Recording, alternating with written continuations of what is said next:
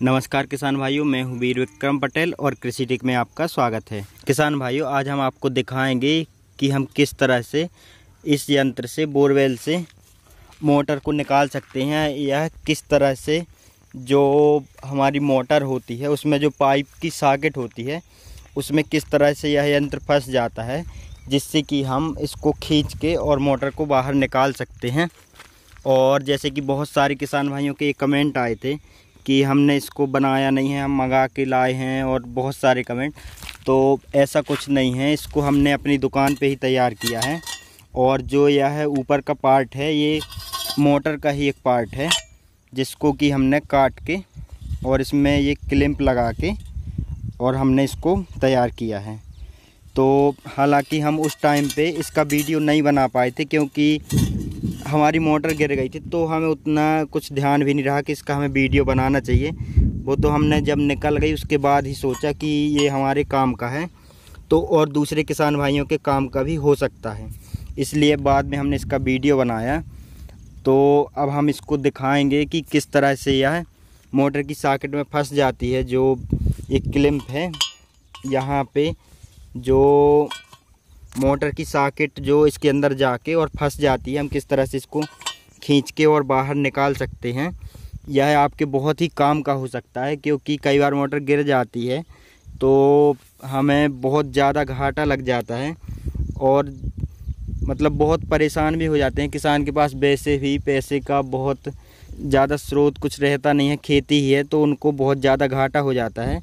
इसलिए हमने ये यंत्र बनाया है जिससे कि हमने अपनी मोटर निकाली थी और बढ़िया निकल गई थी। तो अब हम इसको दिखाएंगे कि किस तरह से यह काम करता है।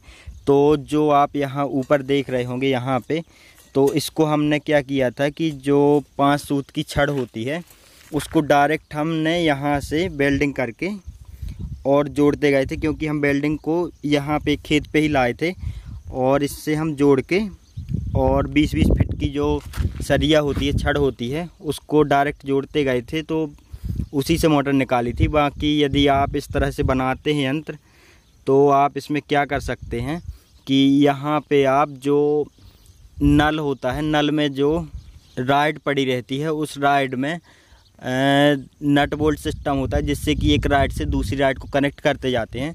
तो हम यहाँ पे वो नल की जो राइड होती है उसको हम यहाँ पे जोड़ सकते हैं, जिससे कि यहाँ से हम कस के उसको जो नट बोल्ट रहता है उसमें उससे घस के और दूसरी 10 फीट 20 फीट जितनी लंबी राइड होती है उससे दूसरी राइड को कनेक्ट करके और इस तरह से हम बना सकते हैं। तो आपको जो भी सुविधाजनक लगे, यदि आप अपने खेत में इसको नहीं ले जा सकते हैं वेल्डिंग मशीन को, तो आप उस तरह से भी बना सकते हैं, जिससे कि नट बोल्ट सिस्टम से आप अपनी मोटर को निकाल सकते हैं।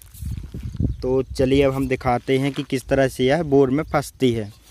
तो जैसे कि हम देख रहे हैं कि ये हमारा बोरवेल है और यही जो बोर है इसी की मोटर गिरी थी हमारी।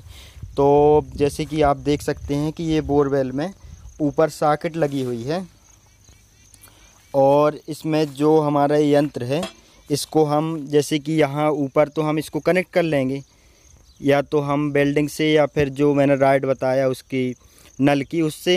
तो इसको कनेक्ट करने के बाद जैसे हम इसको ऊपर से कनेक्ट करके और फिर ऐसे 2-4 बार ऐसे पटकते हैं तो जो क्लिप होती है वो फंस जाती है। अब आप देख सकते हैं कि इसकी क्लिप फंस गई है और अब यह नहीं निकल रही है इस तरह से। अब आप कितनी भी कोशिश कर लें इस क्लिप से सॉकेट नहीं निकलेगी। आप देख सकते हैं कि ये सॉकेट है और ये फंस गए हैं, बंद हो चुके हैं। अब जब तक अपनी मोटर ऊपर नहीं निकलेगी ये हम सॉकेट को अंदर नहीं खोल सकते हैं। तो इसकी यही खासियत है कि हम यदि ये अपनी जो यह यंत्र है इसकी जो क्लिप है यदि सॉकेट के अंदर चली गई तो फिर हमारी मोटर गारंटी से निकलेगी। बस इसमें एक यह प्रॉब्लम है कि जो भी हमारी मोटर गिरी हो उसमें ए वाली सॉकेट ज़रूर होना चाहिए, क्योंकि बिना सॉकेट के ये काम नहीं कर सकता है। अब आप देख सकते हैं कि यह नहीं निकल रही है।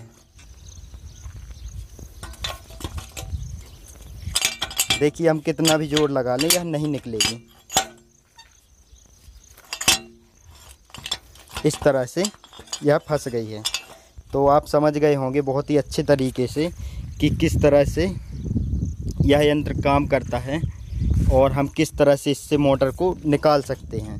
तो किसान भाइयों, यदि आपकी मोटर गिर चुकी है तो आप इस तरह का बिल्कुल सेम जुगाड़ बनवा सकते हैं।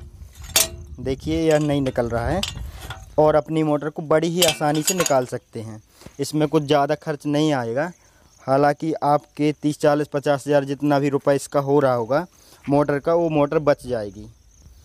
तो किसान भाइयों, यदि आपको वीडियो अच्छा लगा है, जानकारी अच्छी लगी है, तो कृपया इसे